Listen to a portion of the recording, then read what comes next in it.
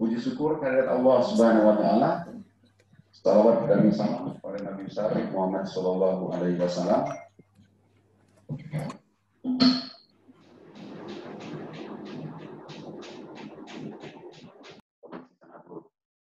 Halo. Ya, Assalamualaikum warahmatullahi wabarakatuh. Sekali lagi, alhamdulillahirabbil alamin, puji syukur kehadirat Allah Subhanahu wa taala. Salawat dan salam kepada Nabi besar Muhammad sallallahu alaihi wasallam. Langsung saja, tadi saya sudah mulai pengenalan. Untuk mengawali acara ini, saya meminta kepada Ketua FKPT Aceh, Bapak Dr. Kamarudzaman Bustamam Ahmad, untuk membuka acara ini. Kepada Pak KBA, saya persilahkan. Assalamualaikum warahmatullahi wabarakatuh. Suara saya bisa didengar, Pak Ahos? Ya, bisa. Sangat baik. Terang. Saya ada di alam lain nih sebagai astronot hari ini dengan pakaian lengkap. Harus pakai ya. Saya pertama mengucapkan terima kasih kepada Bapak Wira, kemudian ada Pak Kanda Sayuti, kemudian ada Dr. Sehat, Ibu Ika yang telah bersedia menjadi narasumber dalam bisa kita. Itu bincang santai FKPT yang diselenggarakan atas kerjasama antara FKPT dan Kesbangpol Provinsi Aceh. Kami ini live dari ruang Wasnas Kesbangpol, kemudian Pak Wira memandu dari ruang meeting di Kesbang. Karena ikut protokol kesehatan, maka saya harus tampil seperti astronot. Topik kita hari ini mungkin agak sedikit tidak begitu serius, karena bincang santai, jadi tidak perlu ada PowerPoint, Bapak-Bapak, tidak perlu ada makalah, karena ini bincang santai, maka kita akan bicarakan tentang bagaimana pengaruh media sosial.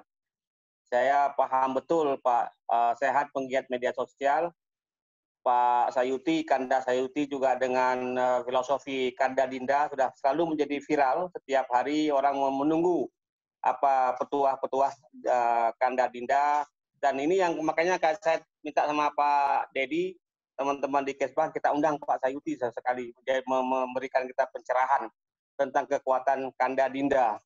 Kemudian Ibu Rizkika, dosen IPOL di UI Naraniri, yang juga beliau memiliki perspektif pengalaman dalam dunia kemediaan. Jadi ini adalah bisa kita yang ke-8, Pak, ke-8, dan insya Allah akan kita teruskan sampai ke beberapa, dan ini memang acara dari kita untuk kita, bukan acara yang dari pusat. Kita berinisiatif supaya FKPT tetap ada acara. Kemudian saya juga mengucapkan terima kasih kepada teman-teman Satgas FKPT, Pak Mardian, Pak Joko, Ibu Siva, dan anggota FKPT yang selalu aktif, terutama kepada Pak Dir. Saya belum lihat nih Pak Dir Bandar. Kemudian Pak Dir kemana ya? Ada Pak Dir nggak? Belum ya, belum live. Kemudian ada Pak Dedi. Semuanya terima kasih. Semoga kita bisa mengikuti diskusi sampai akhir. Dan Pak Sayuti, ini Kanda Dinda ini akan kami rekam, Pak, ya. Oke. Nanti direkam oleh Pak Joko di ruang meeting sana. Kami dari ruang Wasnas. Jadi sebagai astronot Kesbang hari ini saya harus tampil seperti ini. Nah, ini belakang saya. Akhirul kalam, selamat berdiskusi. Terima kasih Pak Wira. Assalamualaikum warahmatullahi wabarakatuh. Waalaikumsalam warahmatullahi wabarakatuh. Pak KBA, Profesor KBA, teman-teman sekalian di Zoom dan teman-teman yang ada di Instagram, kita akan segera mulai diskusi kita, diskusi bincang santai yang disingkat dengan BISA, seri ke-8 dari FKPT Aceh, Forum Koordinasi Pencegahan Terorisme, yang merupakan mitra dari Badan Nasional Penanggulangan Terorisme. Dan topik kita hari ini adalah peran media sosial dalam merawat damai.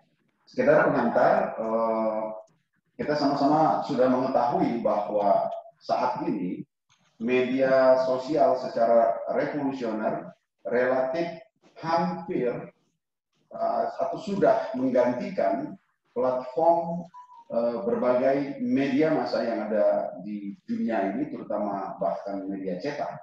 Bahkan diramalkan media cetak sudah mendekati masa akhir zaman, ya, the dawn, apa namanya, apocalypse of the print media.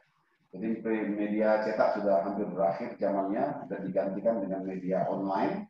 Sehingga sekarang ini banyak orang yang sudah bermigrasi dari media cetak ke media online. Dan yang luar biasa powerful adalah media sosial, yaitu sebuah platform yang memberi akses kepada setiap orang untuk bisa mengelola sendiri, untuk menjadi personal publisher lewat platform media sosial yang dimilikinya. Ada yang paling populer di dunia adalah Facebook, lalu kemudian ada Instagram, dan ada Twitter. Kita mungkin mulai membiasakan kosakata zaman milenial ini. Kalau Facebook, yang menggunakan Facebook namanya Facebooker. Kalau yang menggunakan Instagram, Instagrammer. Atau kalau yang menggunakan Twitter, apa namanya? Twitter, tweets, ya, begitu. Oke. Setiap orang bisa menggunakan media sosial itu untuk melakukan segala hal, mulai dari yang paling sampai yang paling negatif. Jadi dia punya peran yang sangat netral, tergantung niat dan tujuan orang menggunakan media sosial itu. Bahkan media sosial itu dia bisa juga dimanfaatkan sebagai media massa. Jadi sekarang bahkan para penerbit media massa, bisnis, menggunakan media sosial untuk mempromosikan bisnis mereka. Orang misalnya, dia akan membuka akun-akun di media sosial di semua platform, sehingga korannya bisa diakses dari semua media sosial itu. Begitu juga majalah dan lain-lain.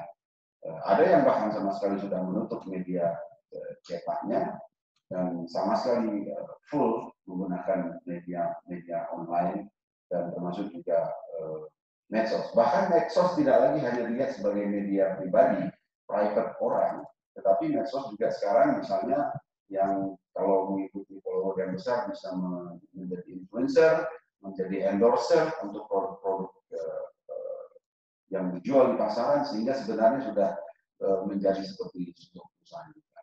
Nah, dalam konteks sosial, politik, dan kebudayaan, medsos juga sudah mengambil peran yang sangat signifikan.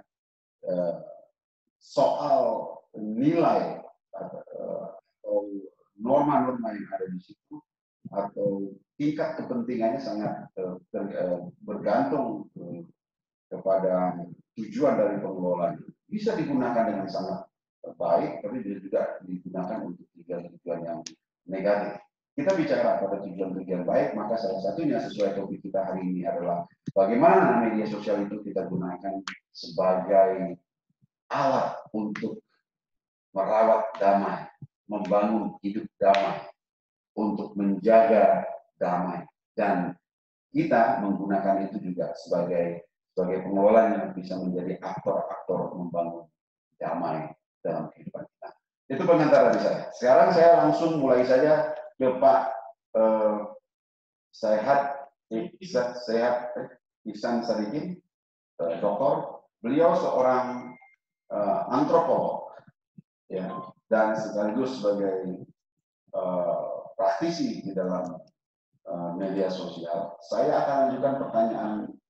Saya minta beliau untuk menyampaikan sesuatu, tapi saya mulai dengan mengapa beliau menggunakan media sosial, untuk apa digunakan, dan sepenting apa media sosial itu dalam perspektif personal beliau. Saya persilahkan kepada Pak Sehat. Oke, mau menggunakan mikrofon. Silakan. Assalamualaikum warahmatullahi wabarakatuh. Oke, alhamdulillah wassalatu wassalamu ala sayyidina Muhammad. Teman-teman sekalian yang gabung di siang yang di luar sangat panas, tapi di sini sangat dingin. Walaupun panas di luar, kayaknya mau hujan. Ya. Mudah-mudahan kemudian ada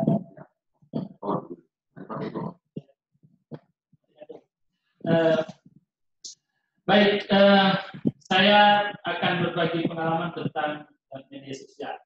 Saya menulis satu artikel terakhir tapi belum publish, mudah-mudahan publish akhir jadi tentang Clicknomic. Apa yang saya maksudkan dengan Clicknomic itu adalah tentang bagaimana media sosial itu sebenarnya sangat terkait dengan klik. Kalau kita bicara tentang Facebook, bicara Twitter,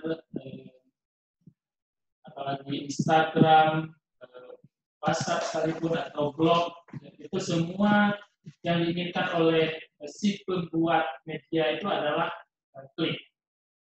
Kita seringkali dapat pesan kalau di WA share satu link dari Facebook, lalu ada tulisan di bawahnya. Jangan lupa ya, klik, share, dan subscribe.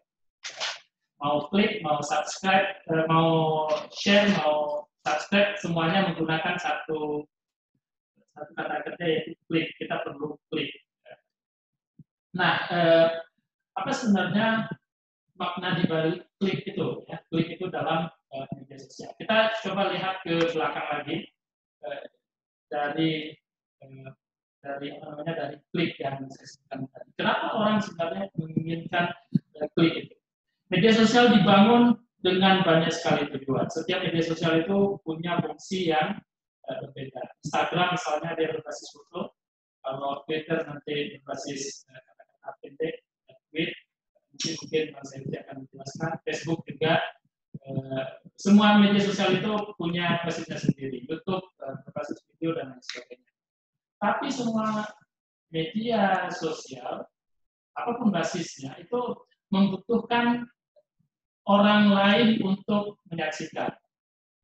Semakin banyak orang menyaksikan, semakin banyak orang mengambil manfaat dari media sosial itu, maka semakin populer si pemilik media sosial itu. Nah, untuk apa seorang yang memiliki media sosial itu populer? Setiap orang akan punya alasannya. Tapi alasan dibalik semua kepopuleran itu adalah keperluan untuk mendapatkan manfaat ekonomi. Kita akan mengetahui YouTuber itu semakin terkenal, dia akan semakin banyak mendapatkan keuntungan ekonomi. Sehingga YouTuber itu menjadi sebuah pekerjaan. Di masa kecil kita mungkin yang hadir di sini, saya lihat senior banyak di sini, pasti kita semua tidak pernah bercita-cita jadi YouTuber. Karena tidak terpikir. Tapi anak-anak sekarang kalau ditanya mau jadi apa, itu jawabannya sudah YouTuber. Kalau kita dulu polisi, tentara, macam-macam. Sekarang YouTuber. Kenapa YouTuber? Karena itu memang menjadi satu pekerjaan baru. Twitter juga sedemikian rupa. Instagram jadi selebgram. Untuk apa jadi selebgram? Karena di balik menjadi selebgram adalah ada manfaat ekonomi. Nah, demikian juga dengan media sosial yang lain. Semakin populer dia di media sosial, maka semakin terbuka peluang mendapatkan keuntungan ekonomi. Nah, ini semua kemudian mendorong orang-orang untuk membuat konten-konten yang dapat meningkatkan follower, subscriber, retweet, dan sejenisnya. Dan salah satunya hal yang harus dilakukan oleh orang lain untuk meningkatkan itu adalah dengan melakukan klik terhadap postingan-postingan tersebut.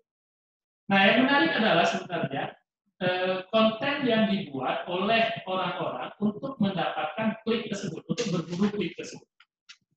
Apa yang mereka lakukan untuk mendapatkan klik? Saya kira apa yang dilakukan oleh KBA misalnya melalui channel YouTube dia adalah satu hal yang luar biasa, membagi pengetahuan. Bagi pengetahuan yang betul-betul bermanfaat, terserah orang mau nonton atau tidak mau nonton, terserah mau follow tidak follow, share tidak share, itu urusan yang lain. Tapi bahwa berbagi pengetahuan itu sesuatu yang penting yang dikejar oleh KBA misalnya. Saya kira ada beberapa hal yang lain juga mengalami hal yang sama, atau punya tujuan yang sama. Ada banyak sekali situs YouTube yang tujuannya sangat ideal dan hampir penontonnya juga sangat sedikit. Nah, tapi yang terjadi adalah orang-orang yang memang menggunakan media sosial untuk kepentingan klik tadi ya. Nah, karena kepentingannya klik, maka konten yang dibuat adalah konten yang akan diikut oleh orang lain, akan mau diikuti oleh orang lain. Tren,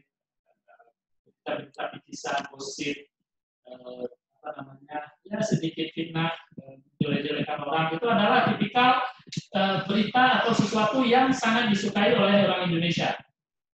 Kita tahu satu judul program di RCTI yang tidak akan pernah mati. Bahkan ada satu teman mengatakan kalau RCTI semua programnya mati, channel itu tidak akan mati, yaitu Silek. Semacam itu, atau check and recheck. Itu dua mata acara yang tidak akan mati di televisi sampai kiamat dunia kayaknya. Kenapa? Karena orang menyukai berita-berita seperti itu. Artis tertentu potong rambut, baju dia robek di belakang. Itu sesuatu yang sangat disukai dan diikuti oleh semua. Nah, berita-berita itu yang kemudian itu satu. Yang kedua itu adalah berita-berita yang sesuai dengan kecenderungan politik, kecenderungan pemahaman keagamaan atau kecenderungan ideologis lain dari seseorang. Orang kalau sudah ada berita yang sesuai untuk kecenderungan berpikirnya dia, itu dia otomatis akan follow, akan mengikuti dan sebagainya. Kita coba lihat beberapa setahun ke belakang ketika pemilihan umum presiden, ada Jokowi, ada pendukung Prabowo, dan bagaimana kemudian dua-duanya terbelah dengan mengikuti channel media sosial. Jadi ada yang disebut dengan cebong waktu itu, ada yang disebut dengan kampret. Dan itu dua-duanya berbasis pada pengikut media sosial. Jadi itu terbelah. Kenapa itu terjadi? Karena ada kecenderungan politik si pengguna media sosial. Jadi begitu dia menyukai satu topik media sosial, dia akan ikut.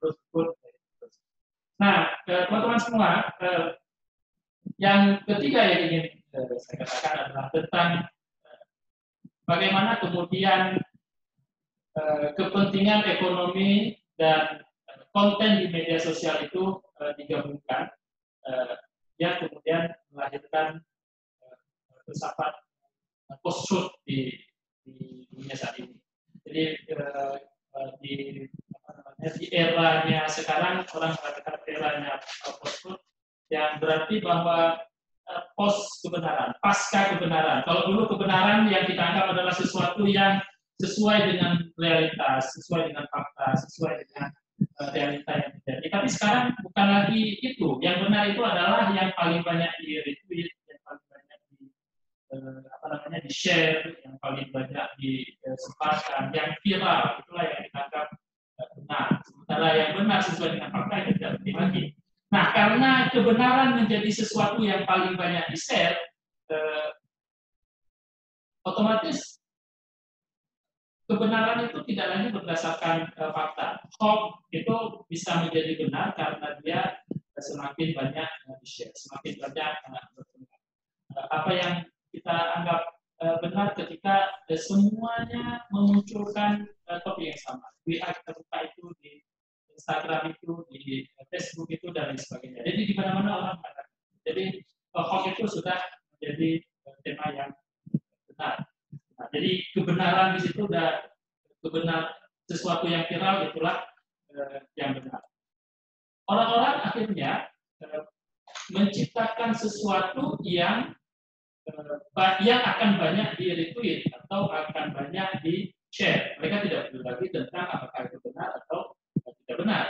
Bahkan orang-orang yang menyebarkan suatu berita, sesuatu pemikiran, dia tidak peduli apakah dia setuju atau tidak setuju dengan pemikiran itu. Yang dia pikirkan adalah apakah sesuatu yang akan saya katakan ini akan mendapatkan banyak klik, banyak retweet, banyak share, dan lain sebagainya. seorang teman saya bercerita kalau dia membuka 2 akun YouTube pada masa pemilihan presiden tahun lalu. Satu akun YouTube menyanjung Presiden Jokowi, satu lagi menyanjung Prabowo. Sekali menjelek-jelekan Jokowi, yang mendukung Jokowi sekali menjelek-jelekan Prabowo. Nah, kenapa dengan 2 itu dia bermain? Karena di 2 itu dia punya basis. Jadi YouTube yang mendukung Jokowi juga punya basis follower, subscriber. Yang mendukung Prabowo juga punya basis subscriber. Dari 2 dia kemudian mendapat Google AdSense dan mendapatkan manfaat ekonomi yang dibayar sama Google. Jadi bagi dia bukan persoalan apakah Jokowi lebih baik dari Jokowi lebih baik dari Prabowo atau sebaliknya, bukan itu. Yang dia pikirkan adalah apakah berita yang saya share, konten di sebuah itu banyak diikuti oleh orang. Dia sendiri tidak peduli mau siapapun presidennya, terserah. Yang penting adalah konten saya ditonton sama orang lain. Nah, teman-teman sekalian, kesimpulan yang ingin saya sampaikan bahwa di era media sosial saat ini sebenarnya apa yang kita sebut dengan benar itu betul-betul semakin kabur karena orang cenderung melihat benar atau tidak benar itu berdasarkan share. Sementara share itu sendiri bukanlah berbasis kepada keinginan tulus untuk menyampaikan satu hal yang benar, tapi itu terkait dengan keinginan untuk mendapatkan klik. Ini yang kemudian saya sebut dengan klik-nomik. Jadi klik-klik yang klik-klik yang dilakukan dengan motif mendapatkan keuntungan ekonomi. Saya kira itu yang ingin saya sampaikan. Mungkin nanti di dalam diskusi kita bisa bertanya. Terima kasih. Assalamualaikum warahmatullahi wabarakatuh. Kembali kepada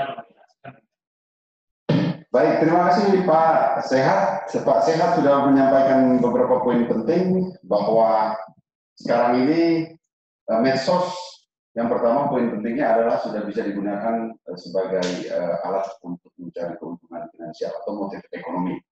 Itu sudah pasti. Jadi ini salah satu perubahan yang terjadi di dunia sekarang. Yang kedua, tadi disebutkan bahwa fenomena meningkatnya teknologi informasi di dunia, khususnya dengan adanya media sosial ini adalah lahirnya filsafat post-truth, di mana orang akan cenderung meninggalkan atau melupakan atau tidak peduli dengan fakta yang sebenarnya yang terjadi di lapangan atau realita yang terjadi, tetapi justru percaya pada realita maya ketika dia sudah dimodifikasi atau sudah diformulasikan menjadi produk-produk di media sosial. Jadi di era post-truth itu dengan gampang sebuah fakta dimanipulasi atau dimodifikasi sedemikian rupa sehingga orang meninggalkan kebenaran yang sejati atau sebenarnya, sehingga orang tidak tahu lagi yang mana yang benar atau yang tidak. Tetapi sebenarnya juga tanpa walaupun telah menyebutkan istilah, ada satu fenomena lagi selain post-truth di dalam dunia medsos atau internet, yaitu echo chamber. Echo chamber atau ruang gema adalah sebuah sistem yang terbangun dengan berdasarkan algoritma dalam internet, di mana orang sebenarnya membangun cermin diri di media sosial. Jadi orang akan berkumpul sesuai hobinya, kemudian produk-produk yang dipasarkan di media sosial itu akan disajikan kepada orang berdasarkan apa yang dia cari, dia search, dia klik, dan seterusnya. Jadi kata-kata kunci yang sering digunakan orang itu akan ditangkap sedemikian rupa, lalu akan kembali kepada orangnya. Sebenarnya itu dasarnya adalah sebagai motif ekonomi. Kalau Anda sering mengklik sepeda motor, maka Anda akan disajikan iklan-iklan sepeda motor. Kalau Anda suka mengklik orang-orang yang benci seseorang, maka Anda akan dipertemukan dengan orang-orang itu di alam maya. Ada 2 fenomena selain post-truth dan echo chamber. Tadi sudah disinggung secara langsung oleh Pak Sehat. Saya persilakan narasumber kedua, Pak Ibu Rizky Kalena Darwin, yang perempuan pasti Baik, saya persilakan untuk menyampaikan poin-poin pikiran Anda tentang fenomena bagaimana kita bisa memanfaatkan media sosial untuk kehidupan yang lebih baik, untuk menjaga damai. Poin kita adalah untuk menjaga damai, karena kita memang sedang ada di tengah-tengah isu itu di Aceh dan Indonesia. Saya persilakan. Baik, terima kasih Bang Wira sebagai moderator. Saya pikir karena saya mendapat giliran yang terakhir, karena tidak terlalu masih menggunakan media sosial. Nah, sebelum masuk ke apa yang ingin saya sampaikan, ketika melihat tema yang diberikan oleh panitia, ada 3 hal yang terfikirkan oleh saya. Pertama adalah damai. Dia cukup penting menjadi konteks, kemudian media sosial sebagai toolnya, dan yang terakhir adalah perempuan, saya pikir cukup penting sebagai agen yang dapat melakukan sesuatu dengan menggunakan tool itu dengan semaksimal mungkin. Nah, ketika saya ingin mendefinisikan kembali media sosial, sebenarnya kan media sosial itu sebagai alat komunikasi ya, alat komunikasi, alat untuk mendapatkan informasi secara cepat, efisien, efektif, karena tidak akan memakan waktu yang cukup lama. Nah, dalam proses mencari informasi, dalam proses kemudian berkomunikasi, itu ada apa namanya? Ada kita kemudian terkelompok menjadi orang yang menyukai sesuatu hal, ya, terbentuk komunitas itu, kemudian orang yang seideologi, ya, kemudian orang yang punya ketertarikan pada sesuatu hal yang sama. Nah, itu kemudian terkelompok-kelompok di dalam media sosial. Nah, ketika itu sudah muncul, baru kemudian muncul dalam media sosial cukup penting sebenarnya trust, karena seberapa besar pun informasi yang ditransfer, ketika pembaca tidak punya trust terhadap apa yang dia share, itu menjadi tidak berguna. Ketika dia sudah sampai pada kategori trust, maka baru kita akan membentuk persepsi ya, persepsi. Nah, dalam ruang ini, dalam ruang media digital ini, saya melihat ada poin positif di mana ketika media mainstream kemudian alpha untuk bisa mempublish semua hal tentang perempuan, tapi media sosial kemudian membuka ruang untuk itu, karena media sosial itu memberikan peluang, membuka ruang bagi perempuan untuk sangat otonom mengatur semua hal yang akan dia transfer di dalam media sosial. Ini menurut saya poin yang cukup positif ketika tadi ada kealpaan dari media mainstream untuk bisa memunculkan apapun terkait dengan kepentingan perempuan. Ini menurut saya cukup positif. Nah, hal lain adalah media sosial juga kemudian membuka peluang terhadap hal yang sangat privat dan publik, itu kemudian tidak punya batasan. Saya melihat itu. Ketika fenomena itu kemudian dipergunakan secara positif, sebenarnya bagus. Apalagi untuk mengadvokasi kepentingan-kepentingan perempuan.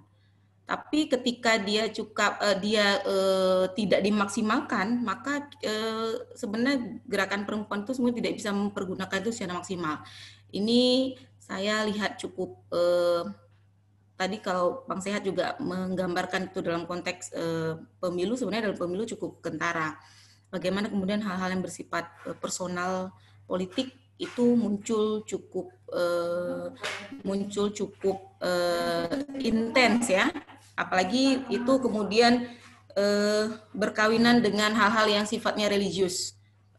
Itu cukup kentara ketika dalam konteks pemilu. Nah, balik lagi ke damai tadi, ketika bicara damai, kalau kita mau uraikan satu persatu damai itu, saya kemudian tertarik untuk dia diurai menjadi kira-kira bagaimana kemudian perempuan itu memaknai perdamaian. Ketika dia, misalnya dia memaknai perdamaian ketika dia bisa bekerja, dia sudah merasa damai. Atau ketika dia sudah terbebas dari bentuk kekerasan, dia menganggap dia sudah damai misalnya. Nah, untuk sampai kepada bagaimana mengadvokasi definisi damai itu, sebenarnya perempuan bisa menggunakan media sosial tadi. Dia kemudian menghabituasikan hal-hal yang meminimalisir kekerasan terhadap perempuan misalnya. Itu bisa digunakan dengan cukup otonom, dengan cukup bebas.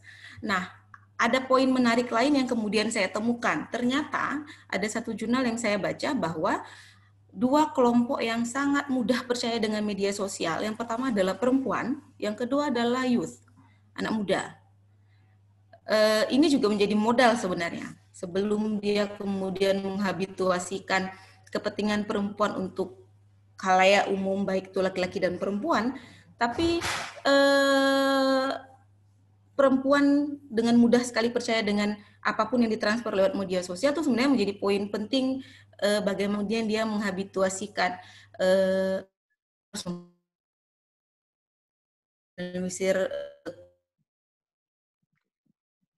dan segala macam.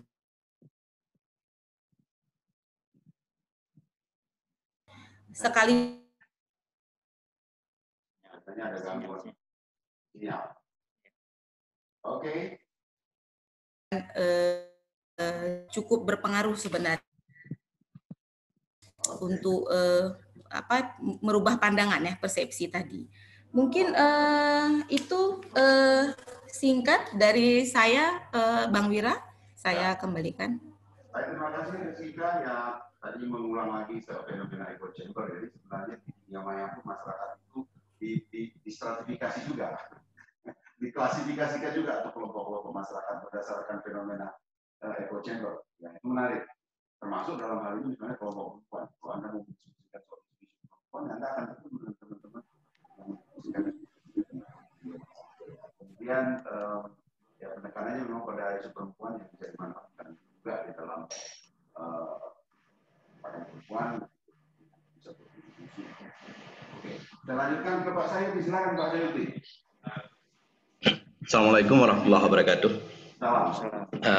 Kanda dan Dinda yang saya muliakan. Setelah dihubungi oleh panitia, saya diminta untuk menyampaikan mungkin dalam perspektif saya personal terkait dengan penggunaan media sosial, kemudian korelasinya dengan bagaimana kita merawat damai. Saya berpikir begini, kita membutuhkan lebih banyak orang-orang yang bahagia dan humoris yang mengisi ruang media sosial. Artinya apa? Ruang itu bisa diisi oleh orang-orang yang akan menyebarkan kebahagiaan, menyampaikan kritik sosial dalam bentuk humor misalnya, sehingga orang-orang yang dikritik tidak merasa sakit hati, tapi mengubah perilakunya karena merasa malu mungkin dengan apa yang dilakukan yang melenceng secara sosial. Ini yang orang yang punya. Kalau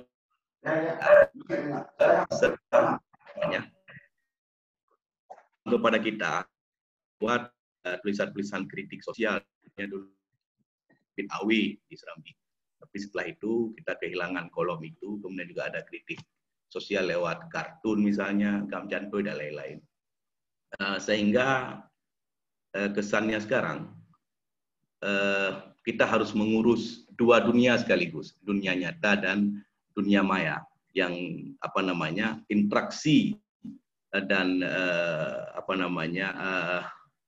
kekerasan verbal ataupun ujaran kebencian juga mungkin tidak jauh berbeda antara di dunia nyata dengan dunia maya. Malah lebih masif di dunia maya karena orang-orang bisa membuat akun yang anonim, kemudian tidak terikat dengan tanggung jawab untuk menyampaikan apapun secara bebas dan tidak bertanggung jawab di media sosial.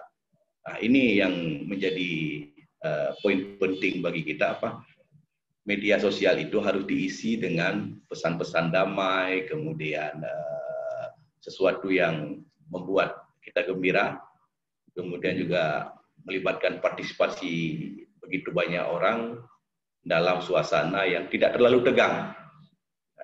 Karena begini juga, kita sebagai Muslim punya kewajiban bahwa Islam itu adalah damai. Kemudian sebagai Muslim kita berkewajiban untuk menyebarkan semangat perdamaian itu. Kemudian media sosial juga harus diisi oleh konten-konten yang punya muatan yang baik dari sisi literasi maupun dari sisi edukasi kepada masyarakat. Cuman sayangnya kebanyakan media sosial kita itu dimanfaatkan untuk kepentingan politik jangka pendek. Mungkin seperti yang sudah digambarkan oleh Dr. Sis tadi, itu terkait misalnya pertarungan pilpres, kemudian juga mungkin beberapa tahun ke depan kita juga akan memasuki tahun politik pilkada, kemudian juga event-event politik lain terkait dengan pertarungan sosial politik di media sosial. Di isinya kebanyakan penuh dengan konten-konten kekerasan, kemudian ujaran kebencian yang seharusnya itu dihindari. Sampaikan kritik dengan gaya yang humoris. Mungkin secara personal, setelah kehilangan apa yang saya sebutkan tadi, beberapa bacaan di media, misalnya kritik-kritik sosial almarhum Hasyim KS dulu, yang soft, kemudian juga berisi, juga memunculkan perenungan bagi kita. Saya coba menggali dalam konteks relasi sosial kita dalam pergaulan selama ini. Selama ini dalam pergaulan kita ada sebuah korelasi yang kuat hubungan sosial antara Kanda dengan Dinda. Saya coba menggali dari perspektif itu, bagaimana hubungan-hubungan itu terbentuk, bagaimana relasi sosial terjalin, yang juga diselipkan dengan sisi-sisi humanis dan humoris hubungan Kanda Dinda itu. Saya ingin mendedikasikan itu kepada semangat kita untuk melihat perbedaan dengan biasa. Kalaupun perbedaan politik, anggaplah itulah perbedaan soal selera makan misalnya. Kita mau makan siang, ada banyak pilihan menu, tidak perlu bersitegang dengan orang lain ketika misalnya kita menyukai engkut muluh, kemudian orang lain menyukai buah belangong. Nah, jadi saya pikir harus sampai kepada kedewasaan yang seperti itu kalau kita ingin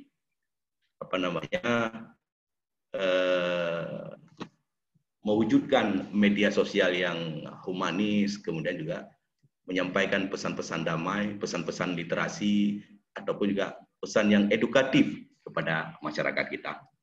Kemudian juga sebagai Muslim, seperti yang saya sampaikan di awal, kita juga punya kewajiban untuk saling mengenal satu sama lain. Saya pikir dengan media sosial yang hari ini, untuk saling mengenal itu kan menjadi sangat low cost.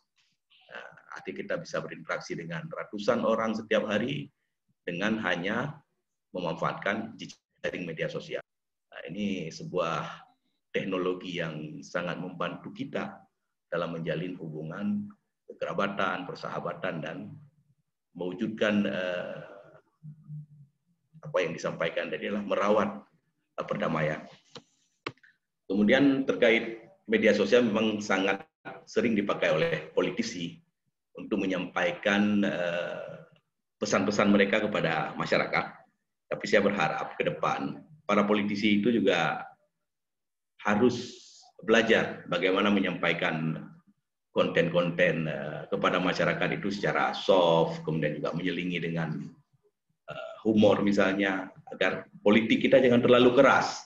Karena selama ini kan politik itu sangat keras, seperti medan peperangan yang dipindahkan ke dunia politik, sehingga banyak menimbulkan masalah, kemudian ketegangan sosial, padahal itu tidak perlu seharusnya.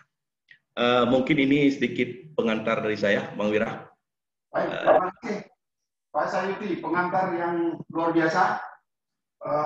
Poinnya yang bisa saya tangkap, pertama perlu orang-orang humoris yang terlibat di dalam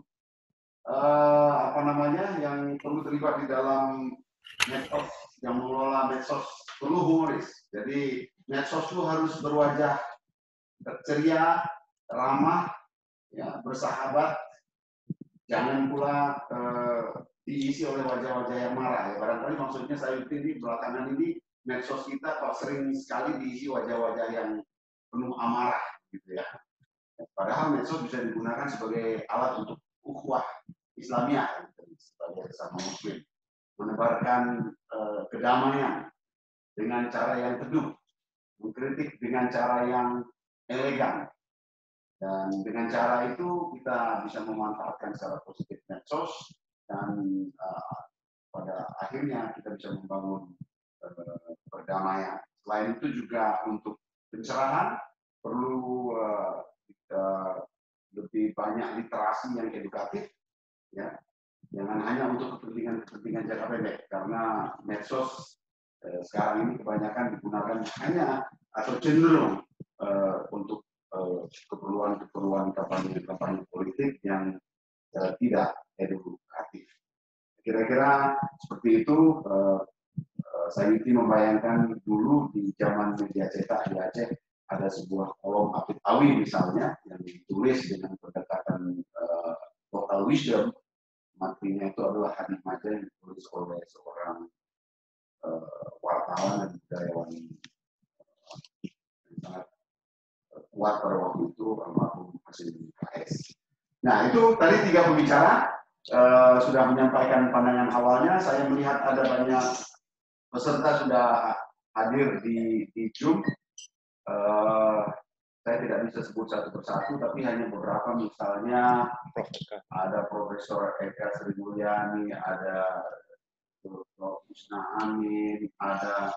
Saya lihat ada teman jauh itu ya dari Eropa mungkin Pak. Bukan. Eropa itu. Bukan. Ada. Saya pikir dia sambil menikmati summer. Bukan. Ada Prof Eka, Dr. Husna itu. Ya. Ya, ada Dr. Muklisudin, ya, dan lain-lain. Kebetulan beberapa saya kenal namanya yang terkenal, beberapa saya belum kenal.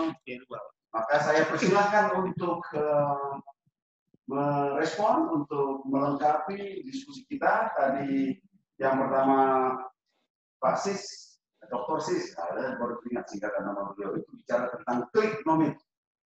Ya, atau medsos bisa sebagai alat ekonomi, fasilitas ekonomi dengan motif rezeki. Tetapi juga jangan lupa bahwa kita harus menguasai fenomena post-truth dan echo chamber di situ. Rezekika memberikan penekanan pada manfaat kampanye untuk kaum wanita. Lalu Pak Sari tadi sudah saya jelaskan. Saya persilakan. Siapa saya mau persilakan? Saran dari Pak Ketua, siapa? Profesor Eka, silakan. Dr. Husna Amin, saya persilakan. Dr. Muklisudin, saya persilakan. Silakan saja yang mana mau tekan jempol yang duluan. Oke, untuk teman-teman di medsosnya terganggu sinyal terus, lalu jeda nih. Sorry. Karena ya untuk teman-teman di medsos kita masih dalam diskusi bincang santai dari FKPD Aceh seri yang ke-8. Busna. Oke. Ya, saya persilakan di unmute mikrofonnya kalau mau berbicara. Tadi saya sudah sebut beberapa nama, saya persilakan. Yang lain juga saya persilakan. Ada Pak Jul Masri, kalau nggak salah itu wartawan atau apa? Sudah ada yang mau tunjuk tangan? Ya, silakan. Di unmute dan silakan bicara. Assalamualaikum. Waalaikumsalam. Ya, assalamualaikum warahmatullahi wabarakatuh. Assalamualaikum. Ya, nih sangat senang ya bisa bergabung dengan bincang santai ya. Ini mungkin perdana saya bisa gabung atas informasi Pak KBA nih yang tadi ini yang ngirimin linknya.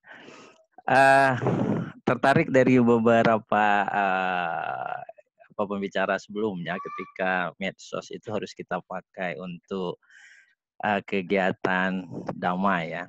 Saya terus terang ketika melihat saat ini memang medsos atau yang namanya media sosial atau internet itu memang udah kehidupannya yang tidak terlepas dari generasi milenial saat ini. Artinya generasi milenial itu tidak satupun yang tidak kenal dengan medsos. Nah, saya melihat saat ini perlu kalau kita ingin membangun ya khususnya di Aceh, saran Pak Sayuti tadi menarik. Namun perlu kita lihat segmennya dulu nih. Tidak semua segmen itu sama ya. Ketika kita bicara tentang politik, bisa jadi anak muda nggak suka ya. Atau maksudnya generasi milenial yang masih remaja dia nggak suka. Begitu juga kalau bicara yang ilmiah gitu, mereka lebih kepada canda, lebih kepada hal-hal yang menantang adrenalin baru untuk narsisnya ya, artinya yang sesuai dengan mood mereka. Nah maka itu hemat saya mungkin di Aceh ini perlu dimunculkan lagi kreativitas yang saran tadi itu, rubrik Afid Awi boleh hilang di Serambi, ya Gam Cantoy boleh tidak ada lagi di Serambi. Tapi mengapa kita tidak lecut nih? Anak muda kreatif yang sangat banyak yang kita lihat ya. Saya mengenal beberapa mahasiswa buat video atau buat Instagram atau dalam bentuk visual itu sangat menarik. Nah ini tidak dikumpulkan. Maksud saya seandainya ada sebuah komunitas, apakah itu AKIP ya, Komisi Informasi Aceh gitu, atau apa saja mungkin dalam hal ini, sehingga hal ini bisa kita galang gitu. Kreativitas mereka kita arahkan ke seperti tadi, memunculkan Apid Awi baru atau Gam Cantoy baru dengan tes keacehan. Nah, terus terang sampai saat ini kartunis Aceh yang kritis itu belum ada. Tapi yang jahil banyak. Maksud saya yang jahil itu karena anak muda tuh buatnya ya sekedar ide murahan dalam, saya coba buka Instagram anak-anak saya wah ini sangat tidak berisi kritikan yang bernilai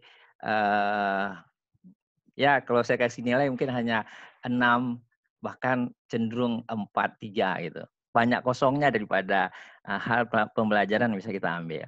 Nah, seandainya itu bisa kita upgrade, mereka kreatif. Tapi tidak ada yang membimbing ke arah yang melahirkan Gam Cantoy tadi. Gam Cantoy menarik dengan kartunnya itu, dia membahas sebuah kejadian seminggu atau hal yang update dalam satu hari di Aceh.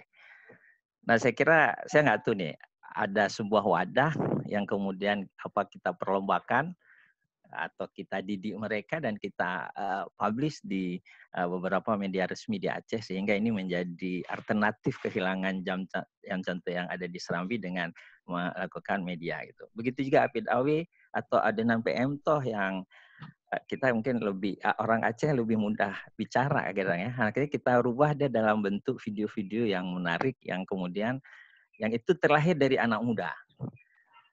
Saya kira melihat segmen muda yang bisa sangat akrab dengan media dan dia pun sangat banyak seperti tadi ada analisis, memang perempuan dan media sangat mudah terpengaruh dengan informasi yang ada di media, itu benar juga ya. Mungkin perlu kita sentuh mereka untuk mengangkat isu-isu yang menjadi hal penting kita selesaikan di masyarakat. Demikian Bang moderator nih.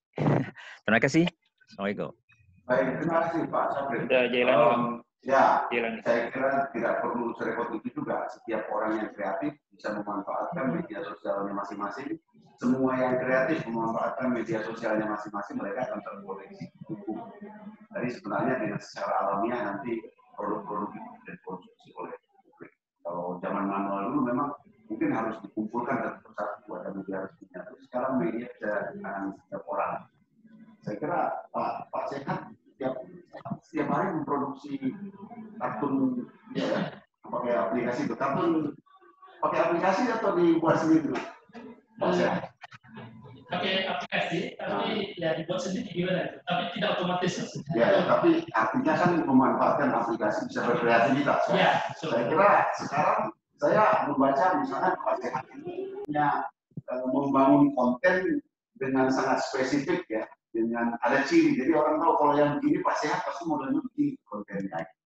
Yang menarik itu konten terakhir yang percakapan antara Pak John dengan apa? Fahri Hamzah. Nah, itu yang dimaksud oleh Pak Sayuti yang humor tadi. Saya persilakan Ibu Ruwaida yang sudah tunjuk tangan. Iya, terima kasih Bapak Moderator. Assalamualaikum warahmatullahi wabarakatuh. Terima kasih. Terima kasih Pak. Saya perkenalkan ke Majelis Zoom, nama saya Wiratna Dinata, pengurus RK. Iya, saya senang ini Pak Sehat tadi memberi link untuk ikut serta. Mohon maaf karena terlambat. Saya muridnya Ibu Husna, itu guru saya. Dan Pak Sehat juga guru saya. Saya bersama kawan-kawan kebetulan saat ini juga sedang fokus untuk bagaimana mengembangkan gerakan-gerakan perubahan narasi untuk perubahan narasi di platform media sosial dan media-media konvensional lainnya. Nah, tadi menyambung dari apa yang disampaikan komentator sebelumnya, Pak Safri tadi juga menyampaikan bagaimana menyampaikan narasi-narasi yang menyejukkan, yang juga tidak terlalu serius-serius sekali. Nah, dalam poin ini saya coba mengikuti ya beberapa media sosial, baik itu yang dibuat kontennya yang dibuat oleh orang muda ataupun orang, ya kalau kita bilang orang tua tapi semangatnya juga masih muda ya. Tapi yang sangat memprihatinkan ketika banyak sekali konten-konten yang kreatif, bagus memang sangat kreatif, tapi dia berisi tentang pengukuhan terhadap stigma terhadap perempuan kayak gitu ya, pelabelan yang memperkuat stigma-stigma terhadap perempuan itu kebanyakan kayak bahasa Aceh itu kayak konten-konten ulo-ulo saja, tapi itu sebenarnya tanpa disadari itu sudah memberi ruang, sudah mengedukasi publik untuk tetap memperkuat stigma-stigma negatif, terutama terhadap perempuan. Salah satu contoh yang kemarin itu viral pada saat penentuan ranah hijau, ranah merah, ya, level merah hijau itu untuk COVID, lalu ada gambar-gambar kemudian yang dianalogikan dengan gambar-gambar perempuan, dibuat sekreatif mungkin, lalu dibilang silakan mana pilih ranah hijau atau ranah merah kayak gitu. Nah, ini memang lawak kayak gitu ya, lelucon mungkin bagi yang si membuat konten, tapi sebenarnya itu juga sudah analoginya juga sudah merendahkan dan yang lainnya. Ini yang menurut saya sih penting untuk kemudian diajak orang-orang yang memang punya kreativitas dalam membuat konten, ya membuatlah konten yang edukasi, yang mengandung edukasi, yang mengandung tadi seruan-seruan yang menyejukkan, tidak yang kemudian memperkuat stigma atau memperkuat narasi-narasi yang kemudian merendahkan satu kelompok ataupun satu jenis kelamin. Begitu komentar saya, Bapak, terima kasih untuk kesempatannya. Baik, terima kasih. Ya, Ibu memberi penekanan pada bagaimana kaum wanita bisa memanfaatkan media sosial untuk kepentingan apakah sifatnya baik atau buruk. Oke, saya persilakan yang sudah tunjuk tangan, belum ada yang kelihatan tunjuk tangan. Oke, Pak Jailani, saya persilakan Jailani. Baik. Ayo, perkenalkan diri ya Pak Jailani. Baik. Assalamualaikum warahmatullahi wabarakatuh. Waalaikumsalam. Ya, langsung saja penghormatan kami kepada seluruh tim yang berdiskusi. Pertama, saya ingin menyampaikan bahwa ada beberapa persoalan besar dalam diskusi kita hari ini. Contoh satu yang saya ungkapkan, perempuan korban media sosial. Dan ini juga pernah terjadi di orang yang juga terdekat saya gitu, perempuan, dan kita perlu mendata, meneliti, mungkin di pihak Kesbang Pol Limas itu apa namanya itu, maaf terganggu suara saya, data-data korban perempuan ya, memang dia itu memang korban media sosial. Jadi kenapa perempuan rentan sekali dirayu di media sosial sehingga dia mempublish hal-hal yang privacy, dan bahkan dalam TikTok sekarang ini banyak perempuan yang memamerkan ya hal-hal yang tidak pantas, dan ini menjadi catatan bagi kita untuk case Aceh, bagaimana kita meminimalisir dampak negatif dari media sosial dan juga perempuan yang kita harus lindungi dari dampak negatif media sosial itu. Dan saya pikir Kesbang Linmas ini perlu melakukan terobosan program ini untuk mendata. Ada kasus besar, misalnya dulu kita masih ingat bagaimana seorang perempuan yang kaya raya dirayu di media sosial, lalu dia menyerahkan hartanya plus macam-macam lainnya. Nah, itu yang pertama. Yang kedua, sesuai dengan topik, memang media sosial itu rentan sekali digunakan untuk bahkan merusak perdamaian dan bahkan damai hati kita. Kita ingat ada lagu Upin Ipin yang dibuat animasi, lalu tujuannya untuk memperparah kondisi yang ada. Kemarin Prof. KBA pernah berdiskusi tentang ya Wahabi. Bagaimana lagu Upin Ipin itu diubah animasinya, lalu dipublish, dan bahkan dalam satu kalimat di situ ada kata-kata yang misalnya kalau yang bukan mengucap Sayyidina itu bukan aliran yang sesuai lah. Jadi ini memang luar biasa ini bagaimana media sosial menjadi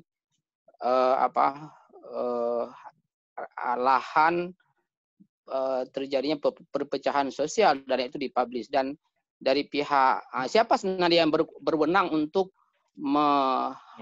mengkat atau membatasi agar apa yang dipublish di media sosial itu yang kira-kira berdampak pada perpecahan atau tidak akan merusak perdamaian Aceh, itu di backup agar tidak terpublish dan makin meluas sehingga menjadi viral. Bahkan yang memviralkan itu masyarakat awam yang dia juga sangat ya tidak tahu apakah itu benar atau tidak. Itu seperti itu yang perlu. Saya pikir ini dalam hal ini apakah ada kewenangan pihak Kesbang Linmas untuk membatasi ya hal-hal yang saya sampaikan tadi. Jadi ketika ada video YouTube yang memang bermasalah, lalu dimintakan agar ini tolong diblokir lah, ini karena dampaknya begitu-begitu. Ini perlu pemikiran yang yang bernas dan cerdas dari pihak yang berwenang untuk itu. Terima kasih. Itu sekedar komentar saya. Assalamualaikum warahmatullahi wabarakatuh. Baik, terima kasih Pak Delani. Ya, media tentu karena sifatnya yang bisa memfasilitasi berbagai kemungkinan, telah digunakan sebagai alat melakukan kejahatan, fraud, tentang ekonomi. Secara khusus juga karena ada perilaku dari masyarakat di sini dalam hal ini wanita misalnya yang menarik bagi pihak yang lain, lalu jadi kejahatan. Ya, ini mungkin soal perlindungan yang lain. Ya, tapi ini bukan ranahnya Kesbang Pol. Ini kebetulan kegiatannya diselenggarakan di Kesbang Pol Aceh. Kegiatan ini diselenggarakan oleh FKPD, dan topik yang kita bahas adalah mengenai bagaimana memanfaatkan media sosial untuk membangun. Ya, jadi ada menarik di sini membahas bahwa media sosial ini kalau tidak hati-hati merusak damai hati juga. Ya, bisa marah, bisa kesal dan lain-lain ketika kita sedang memanfaatkannya. Kalau untuk pembatasan misalnya, memang ada di Indonesia sekarang kita sedang gencar mempromosikan keterbukaan informasi. Jadi bicara tentang pembatasan itu sangat isunya bisa sangat panas. Tapi untuk konten-konten yang berbahaya dalam proses pendidikan anak, pornografi, dan lain-lain, itu ranahnya ada di Kominfo, ya, atau kalau di tingkat pusat itu di Menkominfo, Kementerian dan Informasi. Tapi jadi itu ada banyak dinas yang akan menangani ini, bukan harus diselenggarakan oleh Kesbang Pol. Kesbang Pol mungkin lebih pada analisis terhadap masalah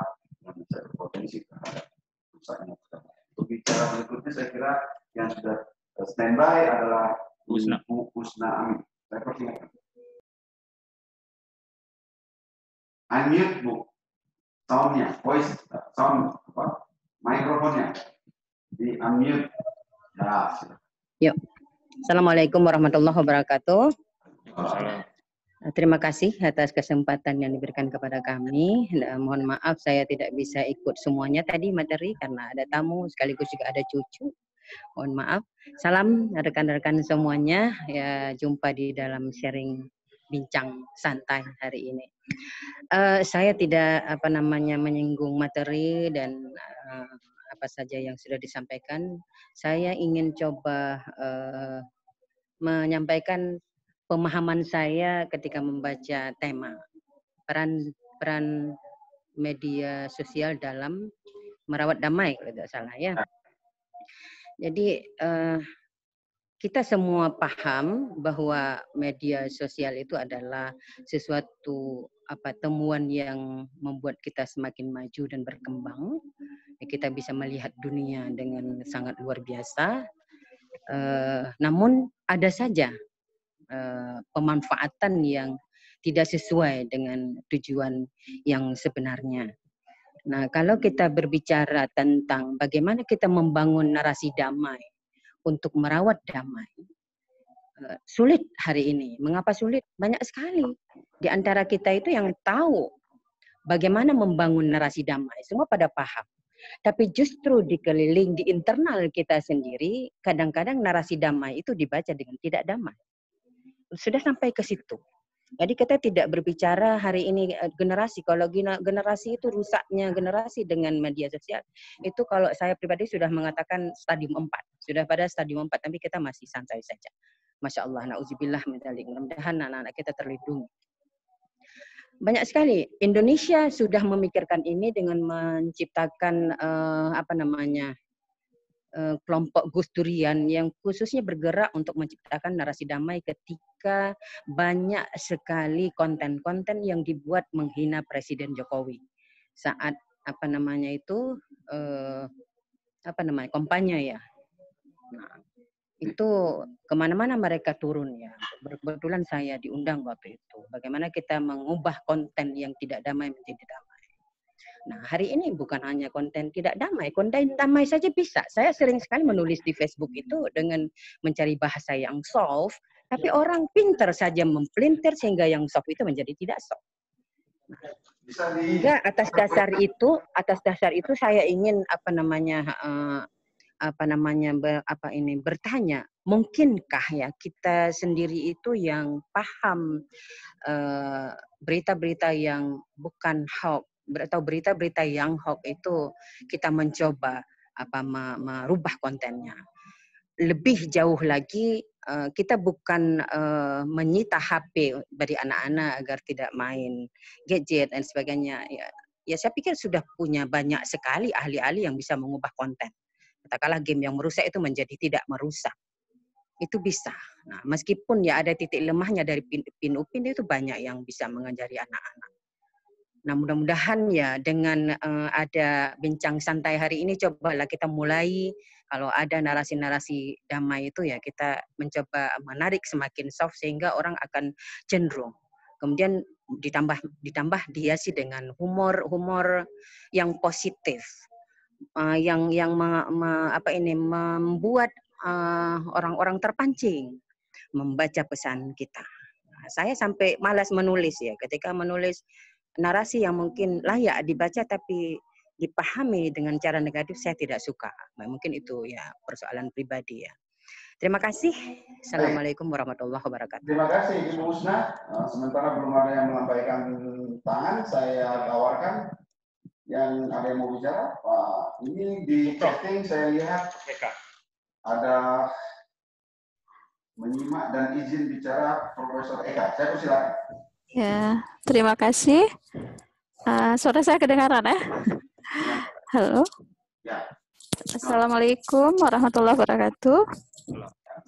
Ya, terima kasih moderator atas kesempatannya. Jadi ini seperti silaturahmi virtual, ketemu dengan banyak kolega dan kawan-kawan hari ini. Mohon maaf di sekeliling saya ada banyak suara-suara yang mudah-mudahan tidak mengganggu kejernihan voice ya dari apa yang saya sampaikan. Baik, pertama kalau dilihat judul kan memang kata damai itu sendiri kan mungkin sebahagian akan berasumsi ini kaitannya dengan perdamaian Aceh kah? Atau mungkin juga seperti Pak Jalani tadi damai hati ya, tapi memang kalau sekilas kalau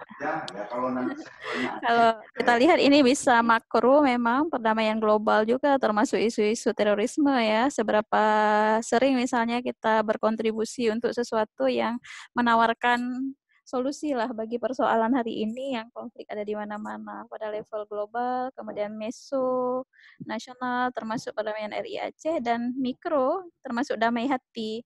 Mungkin Pak Sapril cukup paham ini. Kalau misalnya orang sering baca media sosial, katanya semakin banyak galau itu Pak Sapril ya. Ini kalau orang-orang psikologi itu pasti punya analisa tersendiri terkait dengan penggunaan media sosial. Tapi yang ingin saya sampaikan di sini, dan kebetulan juga barangkali beberapa di antara kita itu cukup tahu ya. Contoh ya, saya kasih contoh aja dulu Lapsa misalnya. Lapsa TV itu kan Pak Sis dan kawan-kawan ya. Dari analisa statistiknya, Lapsa TV itu banyak sekali yang menonton itu di usia youth ya, masih muda.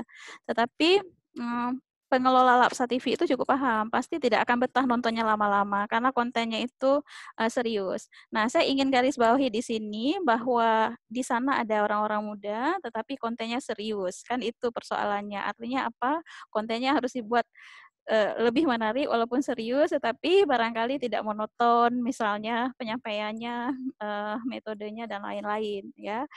Itu sesuatu yang menarik. Di tengah pada saat yang sama kita juga menyaksikan ada banyak sekali interest anak muda ini kepada hal-hal yang lebih kepada entertaining saja. Karena Bu Kika tadi bilang yang paling sering terpengaruh media sosial itu kan perempuan dan anak-anak muda. Dan kalau kita berharap perubahan, menitipkan perubahan ke masa depan itu pasti sama mereka. Itu satu ya, bahwa ada case yang seperti itu. Yang kedua yang saya ingin sampaikan di sini, kita itu ketika berbicara media sosial yang kadang-kadang private dan publiknya itu blur, bercampur-campur itu, kita belum punya sebuah prinsip-prinsip privacy yang sangat jelas, prinsip-prinsip etik yang sangat jelas itu ya. Misalnya nih, screenshot WhatsApp itu kapan dan kepada siapa dan dalam kondisi apa bisa dibagikan. Karena kemudian itu kan memiliki implikasi-implikasi yang sangat jauh. Nah, apakah karena memang kita dalam hal penggunaan teknologi informasi ini ada sebuah lompatan ya? Kenapa saya katakan lompatan? Dulu kan penggunaan telepon biasa saja kita sebenarnya belum semua waktu itu cukup menguasai ya. Tapi tiba-tiba ada HP, yang dengan HP itu kita ngomong apa saja, dengan media sosial yang kemudian curhat apa saja, yang kita berada di ruangan sendiri yang seolah-olah tidak ada orang ternyata dibaca oleh semua orang. Jadi isu privasi ini sangat penting juga bagi perempuan saya pikir. Jadi akhirnya kan tidak menjadi dagelan-dagelan dan lucu-lucuan gitu kan, kita harus tanya dulu concern-nya mereka itu seperti apa gitu ya.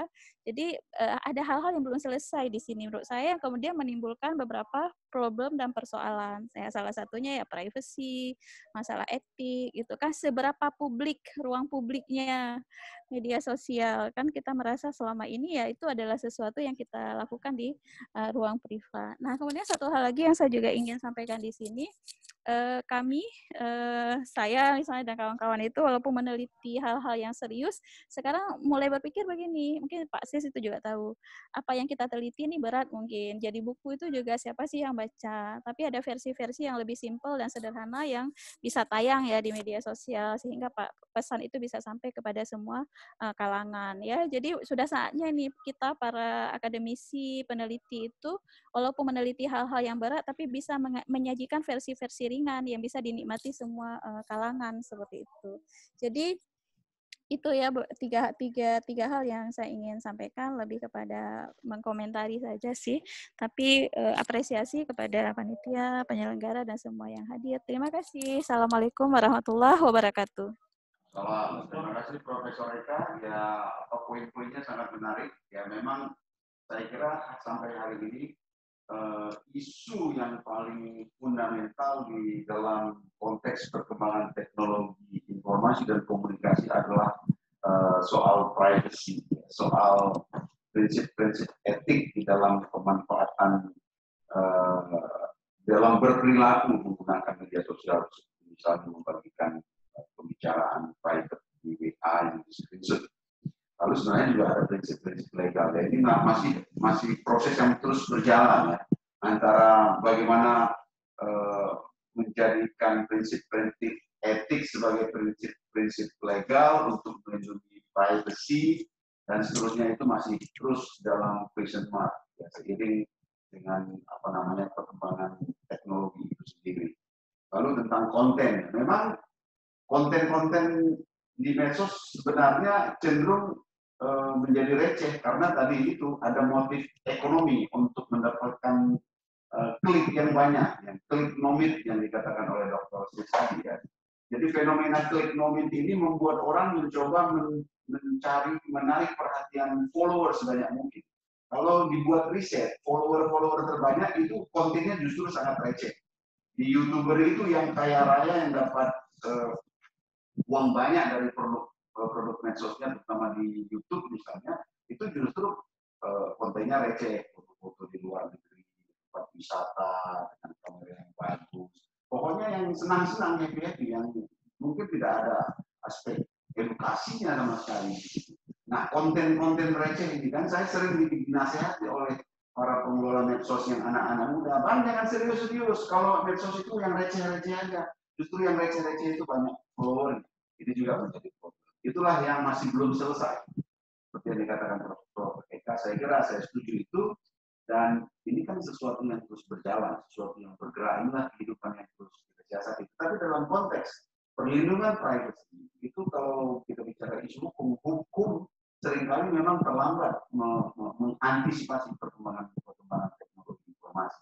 Sehingga banyak hal tidak sempat bisa diurusi atau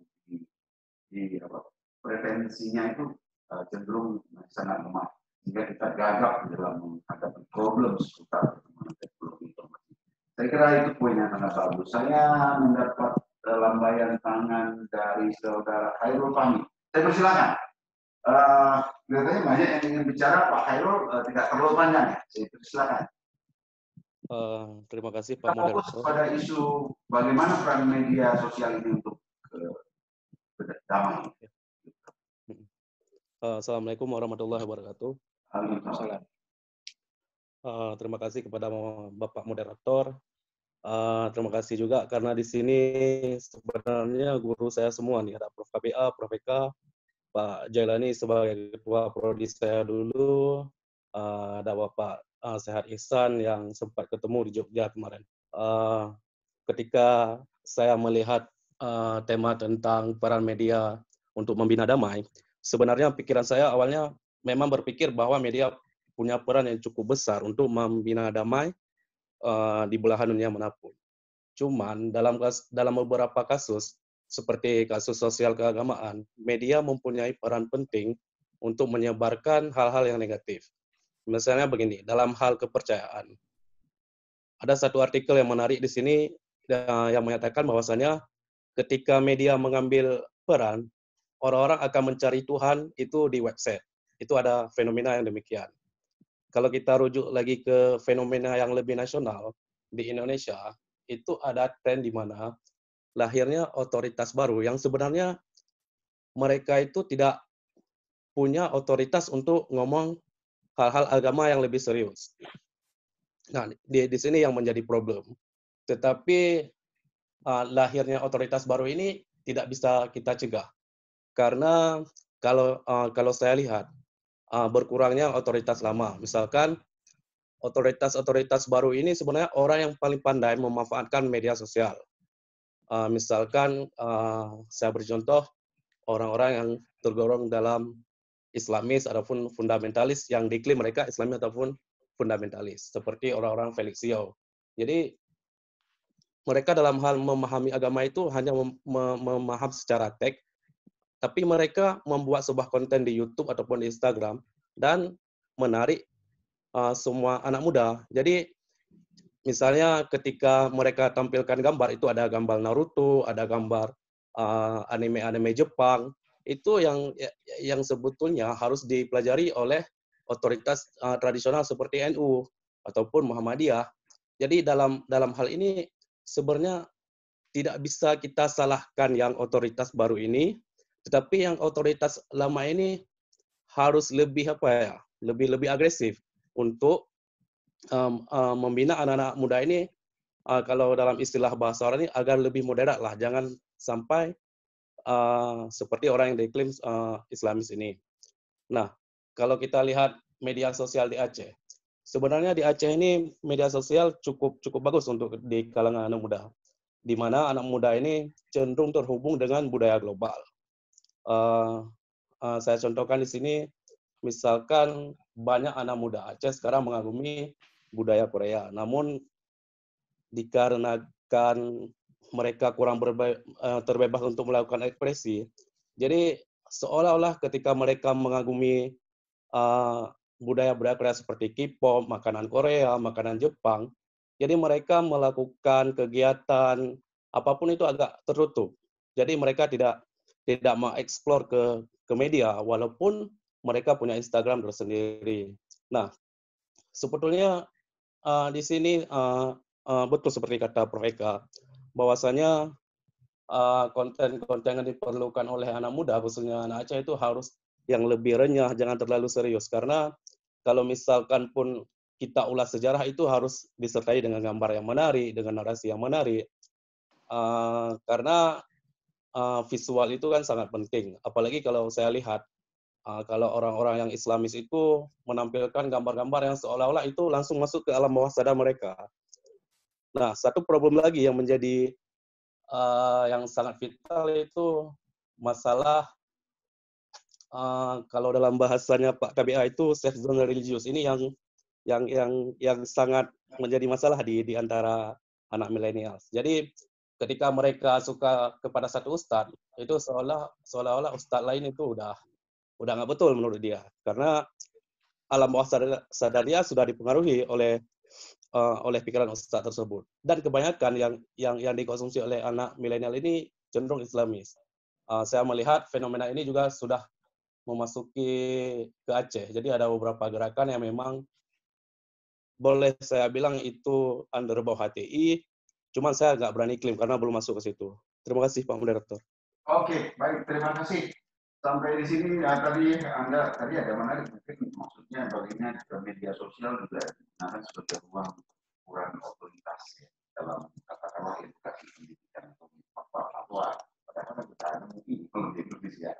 Oke, tadi ada banyak masalah yang sudah direspon oleh teman-teman peserta diskusi.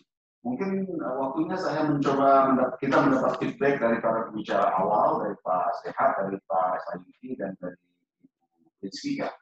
Ada banyak soal ya, saya kira saya tidak bisa perlu mengulangi satu persatu, tapi saya kasih contoh misalnya hal-hal yang masih belum selesai dalam konteks tata kelola cara kita bermedia sosial itu yang dikatakan Profesor Eka.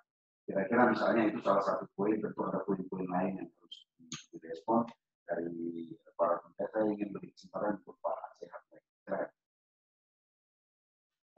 Baik, terima kasih Bang Bira, dan terima kasih teman-teman.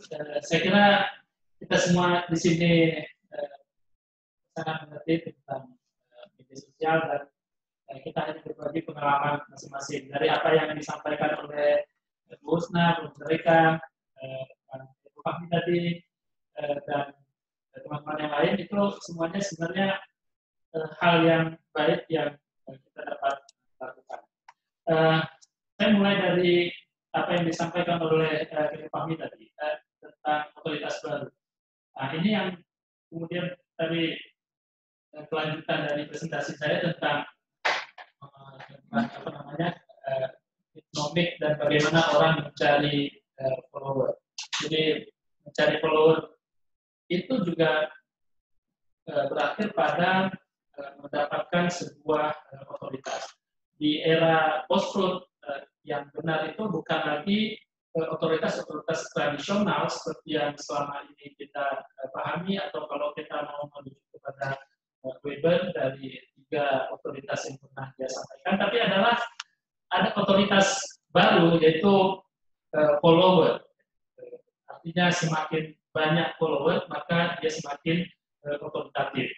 Keulamaan atau orang yang bicara yang paling benar dalam memfatwakan sesuatu itu bukan lagi orang yang belajar agama kecil, salah dan sebagainya, tetapi seseorang yang maaf saya katakan baru mengenal Islam, belajar Islam dari Google, baca buku terjemahan, baca tafsir Al-Quran Kementerian Agama, ya bukan tafsir Kementerian Agama tidak bagus, tapi maksudnya cuma dengan membaca itu, tapi kemudian membuat fatwa, itu dia bisa lebih otoritatif dibandingkan seorang ulama yang punya santri puluhan ribu.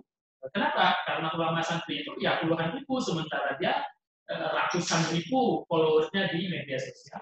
Belum lagi dia bisa share apa yang dia ide-idenya ke dalam media sosial sehingga itu sampai kepada kalangan yang luas. Jadi otoritas baru itu memang diperoleh dari jumlah follower tadi. Itu sebabnya semakin banyak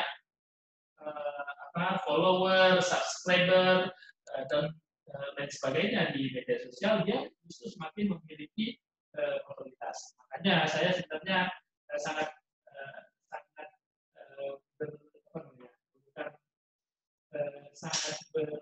dalam tanda petik ya, sedikit agak sopan, berburuk sangka bahwa ada banyak ustadz atau ahli-ahli agama baru, sebenarnya dia bukan berkeinginan untuk mendakwakan agama. Yang dia inginkan itu adalah mendapatkan follower-follower, dan dengan mendapatkan follower yang banyak dia kemudian bisa menjadi selebgram, endorse produk tertentu, mendaftar Google AdSense dan sebagainya. Jadi tujuannya sebenarnya ke sana. Ya, tentu saja dia mengampanyekan agama, tapi agama dikampanyekan di situ sebenarnya agama yang sudah dikomodifikasi, yang sudah dibuat sedemikian rupa sehingga pesan agama itu tersampaikan, tapi yang lebih penting adalah produk di balik pesan itu. Ya.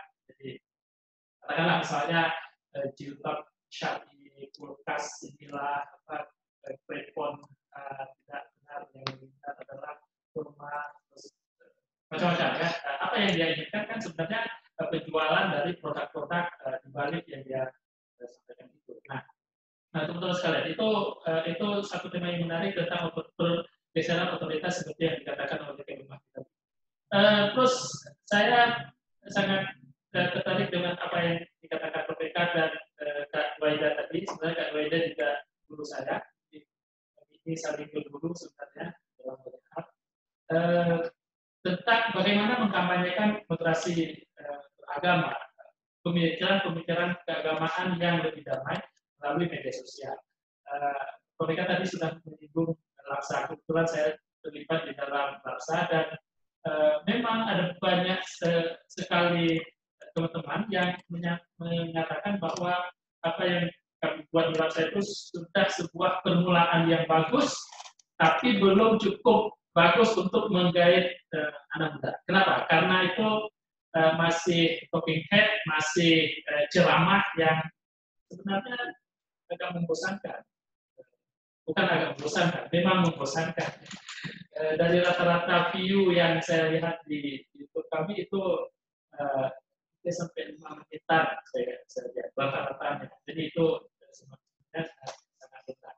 Nah itu memang masukan teman-teman. Saya kira ke depan kami mau coba sesuatu yang baru dengan format yang baru juga, memperbanyak podcast misalnya atau vlog, atau juga dengan melibatkan lebih banyak orang-orang dalam membicarakan sesuatu yang serius, tapi membicarakannya dengan cara damai, dengan cara santai supaya semua orang merasa enjoy membicarakannya. Jadi itu memang sesuatu yang harus terus diperbaiki ke depan, saya kira, dengan melibatkan juga lebih banyak anak muda. Nah, dari tadi yang disampaikan Kak Waida tentang betapa banyak ide-ide itu tidak tersampaikan, padahal ide itu bagus, itu juga terkait dengan sumber dari ide itu yang memang tidak, katakanlah ya, tidak mampu turun gunung ya, untuk bergabung dengan media sosial. Ada banyak ide-ide yang bagus itu dimiliki oleh orang-orang yang tidak familiar dengan media sosial. Itu sebabnya saya misalnya dengan beberapa teman mendirikan satu channel YouTube Laksa, Laboratorium Pengembangan Sosial Agama, untuk menjemput orang-orang tersebut. Kita katakanlah di sini misalnya Profesor Wisni Sabli. Beliau kan idenya bagus, pemikiran keagamaan bagus, tapi kan beliau bukan tokoh yang dekat dengan media sosial, vlog atau penting apa buat kemudian memposting di media, mungkin tidak beliau tidak. Makanya kami datang ke beliau untuk membuat video dan menyampaikan ide-ide. Selama ini memang masih talking head, masih berdiskusi, tapi kemudian quote-quote dari video beliau kami olah menjadi sebuah gambar kreatif yang kemudian kita posting di media sosial yang lain. Jadi dari ceramah ya, terus quote-nya itu kita ambil, terus kita bikin video gambar kreatif yang menarik, kita posting di Instagram, kita share di media sosial yang lain supaya ide-ide dia tetap tersampaikan. Jadi tidak hanya monomedia, jadi hanya satu YouTube, tapi juga dengan beberapa media. Saya kira itu yang kami sudah mulai kerjakan untuk mengkampanyekan hal-hal yang membawa kedamaian terutama dalam kehidupan. Terima kasih. Saya kembalikan kepada anggota. Ya, baik, terima kasih Dr. Sis. Jadi saya jadi teringat orang sekarang ini menyebut bahwa di zaman media sosial ini Tuhan baru itu namanya follower.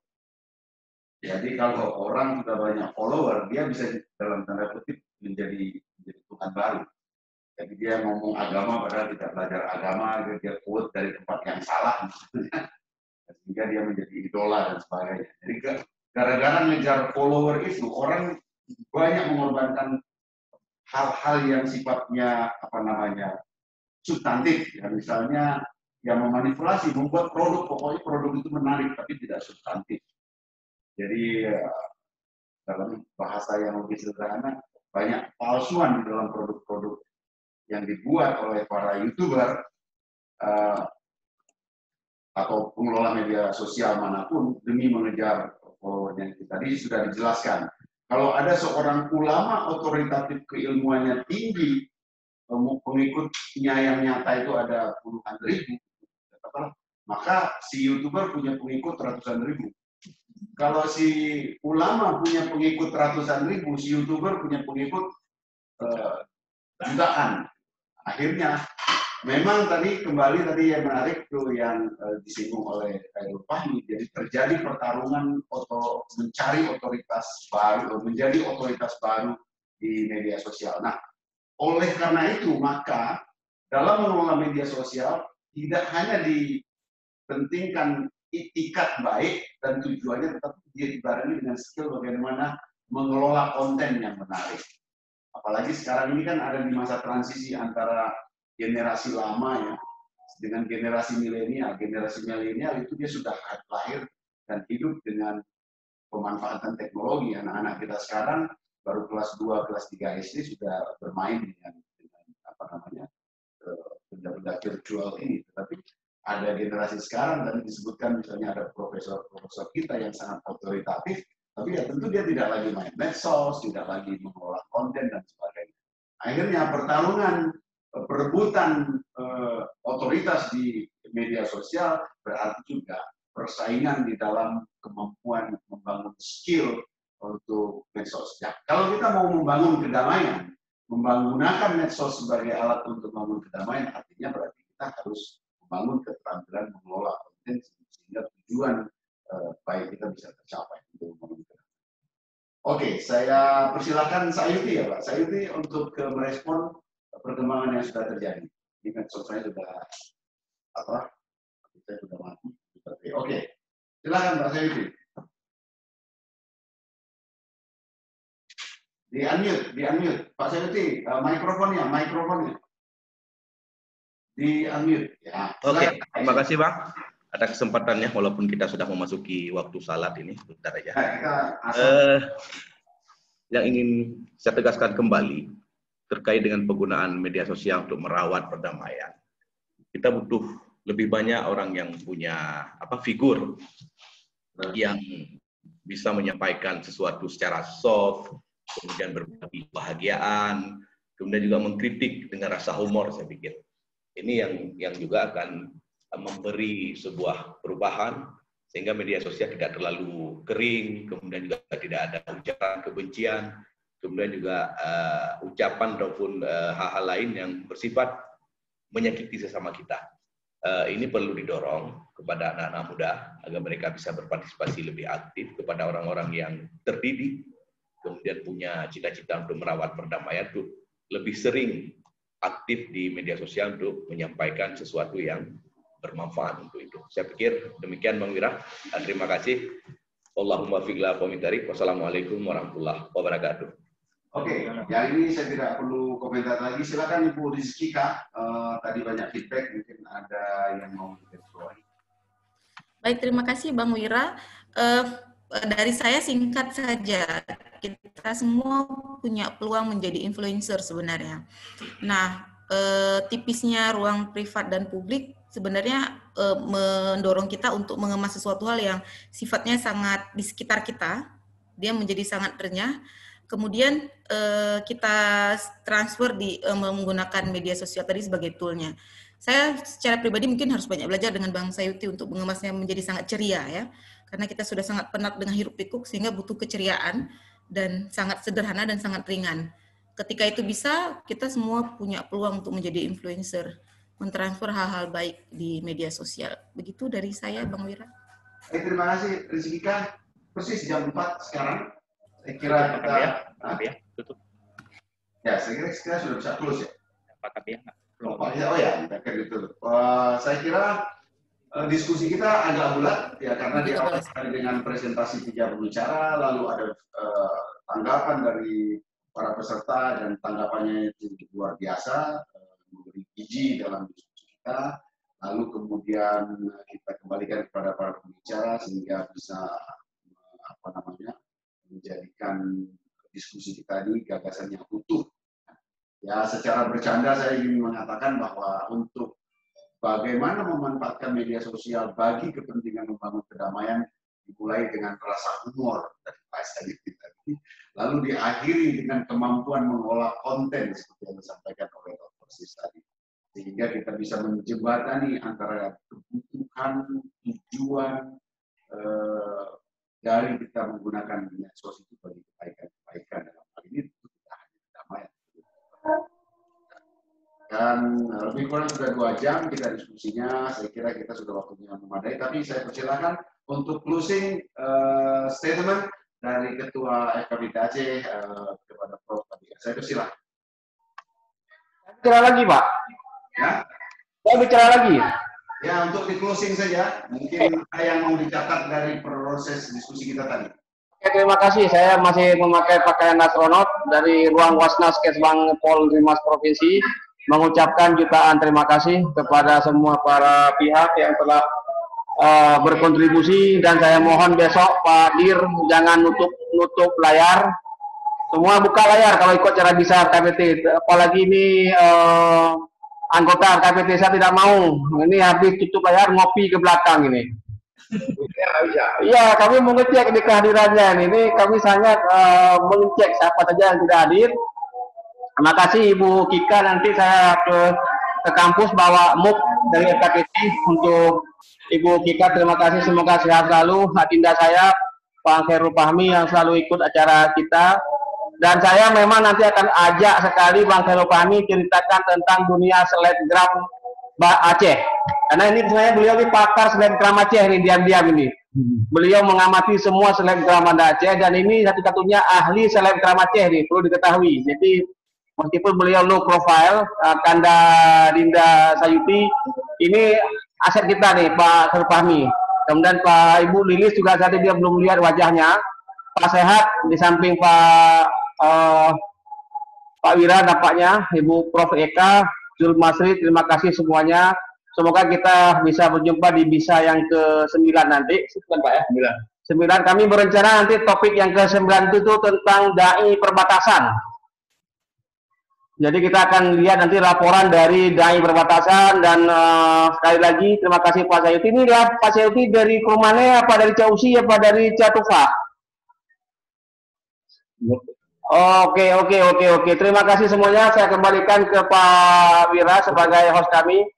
Jutaan terima kasih. Akhirul kalam dengan mengucapkan alhamdulillah bincang santai FKPT Aceh tentang peran medsos dalam merawat damai. Dengan ini kami nyatakan ditutup. Alhamdulillahirabbil alamin. Assalamualaikum warahmatullahi wabarakatuh. Alhamdulillah Dr. Bukri sudah membuka kembali layarnya. Nanti kita akan lanjutkan ke babak kedua.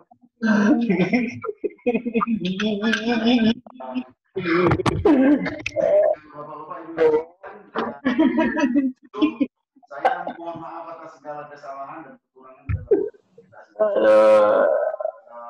dan mohon jangan terlalu keras kalau mengkritik, nanti saya dipecat Profesor KBA. Lebih bagus, saya memohon maaf sekali lagi dan mudah-mudahan kita bisa ketemu di diskusi yang lain. Wabillahi taufiq wal hidayah. Assalamualaikum warahmatullahi wabarakatuh.